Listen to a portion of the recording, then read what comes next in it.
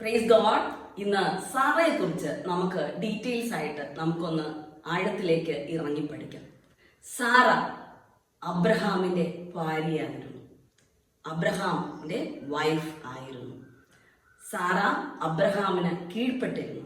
എന്നാൽ അബ്രഹാം അടിച്ചമർത്തിയല്ല വച്ചിരുന്നത്. നമുക്ക് അവിടെ കാണുവാൻ സാധിക്കും, അവൾക്ക് അഭിപ്രായം പറയുവാനുള്ള അനുവാദം അവിടെ ഉണ്ടായിരുന്നു. അപ്പോൾ നമുക്ക് കാണുവാൻ സാധിക്കും, ബൈബിളിന്റെ ആദ്യം മുതലേ സ്ത്രീകൾക്ക് സംസാരിക്കുവാനും സ്ത്രീകൾക്ക് അഭിപ്രായങ്ങൾ പറയുവാനുമുള്ള അനുവാദം ദൈവം കൊടുത്തിരുന്നു എന്നുള്ളത്. സാറയെ എന്തിനാണ് ദൈവം കണ്ടിരുന്നത്? സാറയെ എന്തിനാണ് ദൈവം ഈ ഭൂമിയിലേക്ക് കൊണ്ടുവരുവാൻ ഇടയായി തീർന്നത് എന്ന് നമുക്ക് പഠിക്കാം. സാറ ഒരു ദൈവഭക്തിയുള്ള ഒരു വ്യക്തിയായിരുന്നു. തൻ്റെ അബ്രഹാം, തൻ്റെ ഭർത്താവ് വളരെ ദൈവഭയമുള്ള, ദൈവ കൃപയുള്ള, ദൈവത്തിൻ്റെ വിളിയും തിരഞ്ഞെടുപ്പുമുള്ള ഒരു മകനായിരുന്നു. ആ അബ്രഹാം വിശ്വാസികളുടെ പിതാവ് എന്ന് അറിയപ്പെടുന്നു. അപ്പോൾ വിശ്വാസികളുടെ പിതാവ് അബ്രഹാം ആണെങ്കിൽ വിശ്വാസികളുടെ മാതാവ് ആരായിരിക്കും? അത് സാറ തന്നെയാണ്. സാറ അബ്രഹാം ദൈവസന്നിധിയിൽ വിശ്വസിച്ചതുപോലെ സാറയും വിശ്വസിച്ചിരുന്നു. അതുകൊണ്ടാണ് സകലതും വിട്ട് അബ്രഹാം ഇറങ്ങി തിരിച്ചപ്പോൾ വലിയ ധനികനായിരുന്ന അബ്രഹാം തന്നോട് ദൈവം പറഞ്ഞു, കാണിപ്പാനിരിക്കുന്ന ദേശത്തേക്ക് നീ പോക എന്ന് പറഞ്ഞപ്പോൾ തൻ്റെ ഭാര്യയോട് പറഞ്ഞു, ദൈവം എന്നോട് കാണിപ്പാനിരിക്കുന്ന ദേശത്തേക്ക് ഇറങ്ങിപ്പോകാൻ പറഞ്ഞപ്പോൾ വിശ്വാസത്തോടു കൂടി കർത്താവ് പോകാൻ പറഞ്ഞു എങ്കിൽ കർത്താവ് നമ്മെ കൈവിടുകയില്ല, കർത്താവ് വഴി നടത്തും എന്നുള്ള ആ വിശ്വാസം, ഉറപ്പ് ആ സാറയ്ക്ക് ഉണ്ടായിരുന്നത് കൊണ്ടാണ് തൻ്റെ പ്രിയപ്പെട്ടവനോടൊപ്പം സാറ ഇറങ്ങി തിരിപ്പാൻ ഇടയായി തീർന്നത്. അതുപോലെ ദൈവം അവർക്ക് വാഗ്ദത്തമായി സന്തതിയെ കൊടുക്കുമെന്ന് പറഞ്ഞിരുന്നത് ഏറ്റെടുത്തിരുന്നു. എല്ലാം ഉണ്ടായിരുന്നു, അവർക്ക് സമൃദ്ധിയായി അവർ ജീവിച്ചിരുന്നു. പക്ഷേ ഒരു കുറവ് അവരുടെ ജീവിതത്തിൽ, അവർക്കൊരു പൈതൽ ഇല്ല എന്നുള്ളത് നമുക്ക് തന്നെ അറിയാലോ. ഈ കാലഘട്ടത്തിലായാലും ഈ ലോകത്ത് എവിടെ നമുക്ക് നോക്കിയാലും ഒരു വിവാഹം കഴിഞ്ഞ് ഒരു വർഷം കഴിഞ്ഞിട്ട് കുഞ്ഞുങ്ങൾ ഉണ്ടായില്ല എന്നുണ്ടെങ്കിൽ 6 മാസം, ഒരു വർഷമൊന്നും പോകണ്ട, 6 മാസം കഴിയുമ്പോഴേ എല്ലാവരും ചോദിക്കാൻ തുടങ്ങും, വിശേഷമുണ്ടോ വിശേഷമുണ്ടോ എന്ന്. ഇല്ല എന്ന് കാണുമ്പോൾ ആ സ്ത്രീയെ എല്ലാവരും നിന്ദിക്കുവാൻ, പരിഹസിക്കുവാൻ ഒക്കെ ഇടയായി തീരും. അപ്പോൾ സാറ എന്തുമാത്രം പരിഹസിക്കപ്പെട്ട ഒരു സ്ത്രീ ആയിരിക്കും. ധനാഢ്യയാണ്. ആ എത്രയോ വർക്കേഴ്സിന്റെ യജമാനത്തിയാണ് എന്നൊന്നും പറഞ്ഞിട്ട് കാര്യമില്ല. അവിടെ എല്ലാം അവരുടെ വർക്കേഴ്സ് വരെ അവരുടെ ഇടയിൽ കുശുകുശുക്കുന്നുണ്ടായിരിക്കും. അവർ അനേകം പേർക്ക് വേണ്ടി, ആ ഭാര്യയും ഭർത്താവും പ്രാർത്ഥിക്കുന്ന വ്യക്തികളായിരുന്നു. അനേകം പേർക്ക് അവർ പ്രാർത്ഥിക്കുമ്പോൾ ദൈവം അവിടെ പ്രവർത്തിക്കുകയും അനേകം പേരുടെ ജീവിതത്തിൽ അത്ഭുതങ്ങളും അടയാളങ്ങളും അനുഗ്രഹങ്ങളും ലഭിക്കുവാൻ ഇടയായിട്ടും എന്നാൽ ഇവർക്ക് ഒരു പൈതൽ ഇല്ലായിരുന്നു. അപ്പോൾ എന്തുമാത്രം ഹൃദയത്തിൻ്റെ ഉള്ളിൽ അനേകം പേരുടെ നിന്ദയും പരിഹാസവും ഒക്കെ കേട്ട് വേദനയോടെ ആയിരുന്ന ഒരു സ്ത്രീ ആയിരിക്കും സാറ. പക്ഷേ അവളുടെ വേദനകൾ ദൈവം അനുഗ്രഹത്തിനു വേണ്ടിയായിരുന്നു വെച്ചിരുന്നത്. ഞാൻ ഇതിനു മുന്നേ പറഞ്ഞിട്ടുണ്ട്, നമ്മുടെ ഓരോ പ്രതികൂലങ്ങളും നമ്മുടെ അനുഗ്രഹത്തിൻ്റെ ചവിട്ടുപടികളായി നാം കാണണമെന്ന്. നമ്മെ നിന്ദിച്ചാൽ, നമ്മെ മറ്റുള്ളവർ പരിഹസിച്ചാൽ അതെല്ലാം ദൈവം നമുക്ക് അനുഗ്രഹത്തിൻ്റെ ചവിട്ടുപടിയായി കാണുക തന്നെ നാം ചെയ്യണം. അങ്ങനെ ചെയ്യുമ്പോൾ ദൈവം നമുക്ക് ഒരുക്കി വച്ചിരിക്കുന്ന അനുഗ്രഹം വലുതാണ്. അതുപോലെയല്ലേ സാറയ്ക്കും സംഭവിച്ചത്? സാറയുടെ മെൻസുറേഷൻ നിന്നുപോയി. മെൻസുറേഷൻ നിന്നാൽ ഒരിക്കലും ഒരു പൈതൽ ജനിക്കത്തില്ല, ഒരിക്കലും.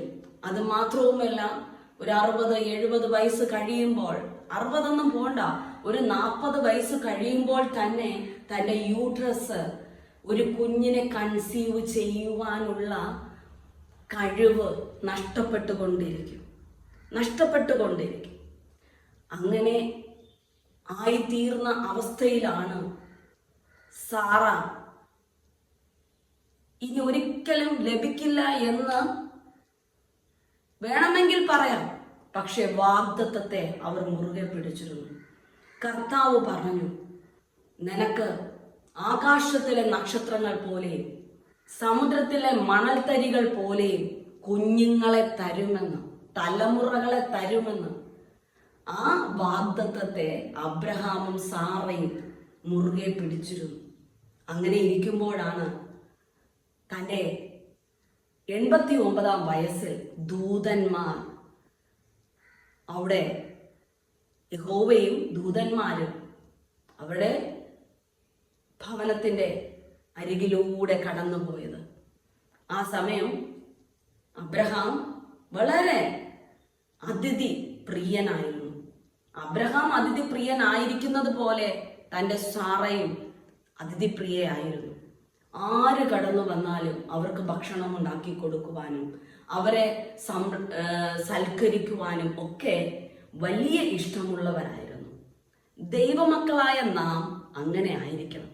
യേശുവിൻ്റെ മക്കളാണോ നാം മറ്റുള്ളവരെ സേവിക്കുവാൻ, മറ്റുള്ളവർക്ക് സംരക്ഷണം കൊടുക്കുവാൻ, മറ്റുള്ളവർക്ക് ആതിഥ്യം ചെയ്യുവാനൊക്കെ നാം ആഗ്രഹിക്കുന്ന വ്യക്തികളായിരിക്കണം. അങ്ങനെ അവരെ സ്വീകരിച്ച് ഭവനത്തിൽ കൊണ്ടുവന്ന് അവർക്ക് കൊഴുത്ത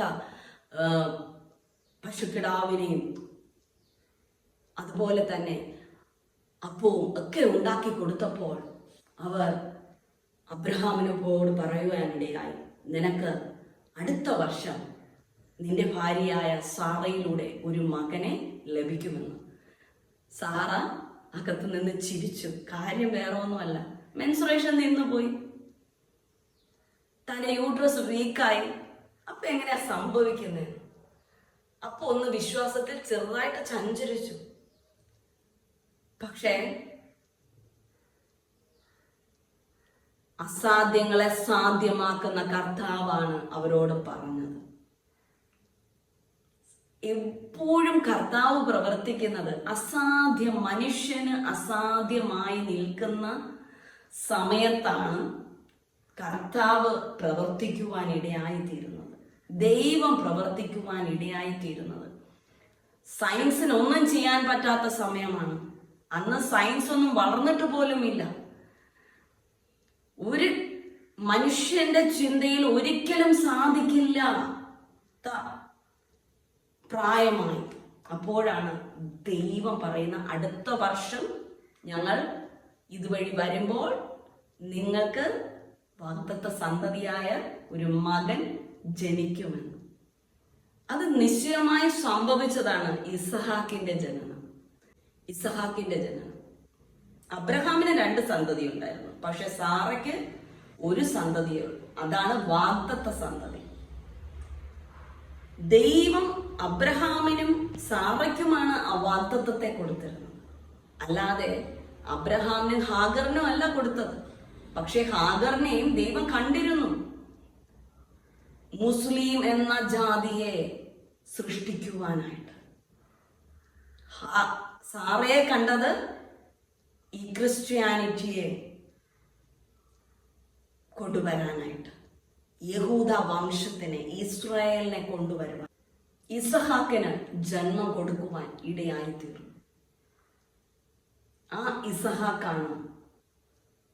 ആ ഇസഹാക്കിന്റെ തലമുറകളാണ് ഇന്ന് യഹൂദന്മാർ എന്നറിയപ്പെടുന്ന വംശം. എല്ലാവരും ഭയക്കുന്ന ഇസ്രായേലിയർ എന്ന് അറിയപ്പെടുന്നു. ക്രിസ്തുവിനെ സ്വന്തം രക്ഷിതാവായി സ്വീകരിച്ച എല്ലാ വ്യക്തി ജീവിതങ്ങളും അബ്രഹാമിന്റെ സന്തതികളായിട്ടാണ് ബൈബിൾ പഠിപ്പിക്കുന്നത്. അങ്ങനെ നമ്മുടെ എല്ലാവരുടെയും മാതാവായിട്ട് ഇരിക്കുവാൻ ആ സാറയ്ക്ക് ദൈവം ജന്മം കൊടുക്കുവാനിടയായി തീർന്നു. അബ്രഹാമിന് വലിയ സപ്പോർട്ടായിരുന്നു സാറ. അബ്രഹാമിനോട് ദൈവം പറയുന്നത്, സാറ നിന്നോട് എന്ത് പറഞ്ഞുവോ അത് നീ ചെയ്യുക എന്നാണ് പറഞ്ഞത്. അല്ല സാറ പറഞ്ഞത് കേൾക്കരുത് എന്ന് പറഞ്ഞില്ല ദൈവം. ദൈവം അവിടെ പറഞ്ഞത്, സാറ നിന്നോട് എന്തു പറഞ്ഞുവോ അതുപോലെ നീ ചെയ്യുക എന്നാണ് നമുക്ക് ബൈബിളിൽ കാണുവാൻ എന്ത് പർപ്പസിനാണ് സാറയെ ദൈവം ഈ ഭൂമിയിലേക്ക് കൊണ്ടുവരുവാൻ ഇടയായി തീർന്നത്? അസാധ്യങ്ങളെ സാധ്യമാക്കുന്ന ദൈവമാണെന്ന് മറ്റുള്ളവരെ പഠിപ്പിക്കുവാനും, അത് മാത്രവുമല്ല ഈ ലോകത്തിലെ തന്നെ വലിയ ജാതിയായിരിക്കുന്ന ക്രിസ്ത്യാനിറ്റിയെ രൂപം കൊണ്ടുവരുവാനായിട്ട്, ക്രിസ്ത്യാനിറ്റിക്ക് ജന്മം കൊടുക്കുവാനായിട്ട്, ഇസഹാക്കിന് ജന്മം കൊടുക്കുവാനായി സാറയെ ദൈവം കണ്ടിരുന്നു. നിങ്ങൾ ചിന്തിച്ചൂടെ, നിങ്ങളെ എന്തെങ്കിലും പർപ്പസ് ഇല്ലാതെ ദൈവം ഈ ഭൂമിയിൽ കൊണ്ടുവരുമോ? എന്നെയും നിങ്ങളെയും ദൈവം ഈ ഭൂമിയിൽ കൊണ്ടുവന്നിട്ടുണ്ടെങ്കിൽ എന്തെങ്കിലും പർപ്പസ് ഇല്ലാതെ കൊണ്ടുവരികയില്ല. ഞാൻ വിശ്വസിക്കുന്നു എൻ്റെ ദൈവം എന്നെ ഈ ഭൂമിയിൽ കൊണ്ടുവന്നത് ഷാജി ഷാലോം എന്ന് എല്ലാവരും പറയുന്ന വ്യക്തിയുടെ ഭാര്യയാക്കി കൊടുക്കുവാനും, ആ വ്യക്തിക്ക് താങ്ങായി ഇരിപ്പാനും, ആ വ്യക്തിക്ക് വേണ്ടി പ്രാർത്ഥിക്കുവാനും, ആ വ്യക്തി ചെയ്യുന്ന മിനിസ്ട്രിക്ക് വേണ്ടി പ്രാർത്ഥിക്കുവാനും ഉപവസിക്കുവാനുമായിട്ട് ദൈവം എന്നെ കണ്ടതുകൊണ്ടും, അത് മാത്രവുമല്ല എബി ഷാലോം എന്ന് എല്ലാവരും ഇഷ്ടപ്പെടുന്നതായ എൻ്റെ പൈതലിന് ഈ ഭൂമിയിൽ ജന്മം കൊടുക്കുവാൻ, അതുപോലെ ഏഞ്ചൽ ഷാലോം എന്ന എൻ്റെ മകൾക്ക് ജന്മം കൊടുക്കുവാൻ, അവരുടെ അപ്പനാണ് വിത്തെങ്കിലും മണ്ണ് ഞാനാണ്. എൻ്റെ ഉദരമായിരുന്നു അവരുടെ മണ്ണ്. അപ്പന്റെ വിത്ത് എൻ്റെ ഉദരത്തിൽ വന്നപ്പോൾ ആ ഉദരമാകുന്ന മണ്ണ് അവരെ വളർത്തി 10 മാസം കൊണ്ട് പുറത്തു കൊണ്ടുവരികയും, ഇന്ന് ദൈവം അവരെ കണ്ടതുപോലെ ദൈവം അവരെ എന്താക്കണമെന്ന് ആഗ്രഹിച്ചോ, ദൈവത്തിന്റെ പർപ്പസ്, ദൈവം എന്താണോ നിശ്ചയിച്ചത് അതാണ് നടക്കുന്നത് എന്ന് ഞാൻ വിശ്വസിക്കുന്നു.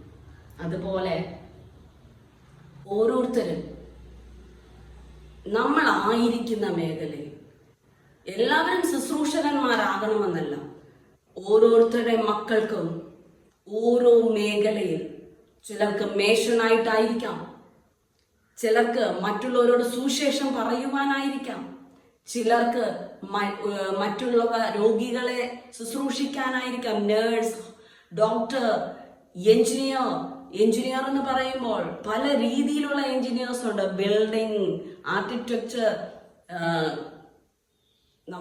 മെഷീൻസ്, നമ്മുടെ ഈ ലോകത്തിലുള്ള പല കാര്യങ്ങൾക്കും എഞ്ചിനീയേഴ്സിന് ആവശ്യമുണ്ട്. അവരെല്ലാം ഏതൊക്കെ ഫീൽഡിലാണോ അവരവരുടെ മക്കൾ ആയിത്തീരേണ്ടത് എന്ന് ദൈവം കണ്ടതുകൊണ്ട്, അത് നിന്നിലൂടെ മാത്രമേ അങ്ങനെ ഒരു പൈതലിനെ വളർത്തിയെടുക്കുവാൻ സാധിക്കുകയുള്ളൂ. ദൈവത്തിനറിയാം ഞാൻ ആഗ്രഹിക്കുന്ന രീതിയിൽ ഈ പൈതൽ വളരണമെങ്കിൽ അവളുടെ മാതാവ് എങ്ങനെയുള്ളതായിരിക്കണം എന്ന് ദൈവത്തിനറിയാം. അവൾക്ക് മാത്രമേ ആ പൈതങ്ങളെ ദൈവഹിതമനുസരിച്ച്, ദൈവത്തിന്റെ ഇഷ്ടമനുസരിച്ച് ദൈവം അവരെ എന്താക്കി തീർക്കണം എന്ന് ആഗ്രഹിച്ചോ അതിൻ പ്രകാരം അവരെ രൂപപ്പെടുത്തി വളർത്തിയെടുത്ത് പുറത്തു കൊണ്ടുവരുവാൻ സാധിക്കുകയുള്ളൂ. അതുകൊണ്ട് ഓരോ സ്ത്രീകളും ഓരോ പർപ്പസാണ്. തുടർന്ന് നമുക്ക് മറ്റുള്ള ദിവസങ്ങളിൽ മറ്റു സ്ത്രീകളുടെയും നമുക്ക് പർപ്പസുകൾ നമുക്ക് ഓരോന്നോരോന്നായിട്ട് മനസ്സിലാക്കി നമുക്ക് മുന്നോട്ട് പോകാം.